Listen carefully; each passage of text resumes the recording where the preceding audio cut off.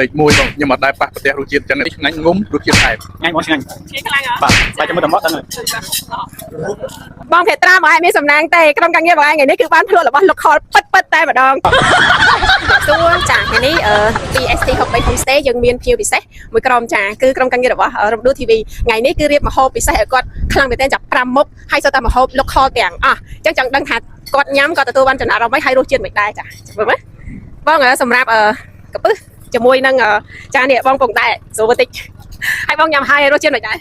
លេខ1បងខ្ញុំអត់ដែរប៉ះប្រទេសរសជាតិចឹងធ្លាប់តែញ៉ាំប្រភេទត្រីងៀនតាមសមុទ្រតាមអីប្រភេទឆៅដែរប៉ុន្តែឆ្ងាញ់បែបផ្សេង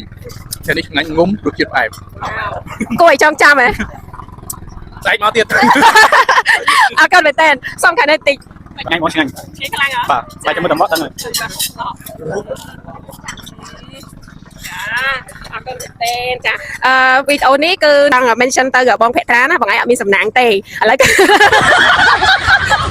បងភេត្រាបងឯងមានសំណាងទេក្រុមការងារបងឯងថ្ងៃនេះគឺបានធ្វើរបស់លោកខលពិតតែម្ដងចាមើលទឹកមកដឹងហើយអរគុណមែនតើបងសម្រាប់ការមកលេងចេះស្នះ63ថ្ងៃនេះចាហើយខាងនេះចាក្រុមការងារយើងមិនដែរមើលទៅការរៀបចំហើយនឹងតំណងអរគុណមែនតើអត់មានយកកាត់គ្រឿងតាមម៉ាត់អីចាអត់មានរសជាតិឆ្ងាញ់ឆ្ងាញ់មែនហើយលេងឆ្ងាញ់មែន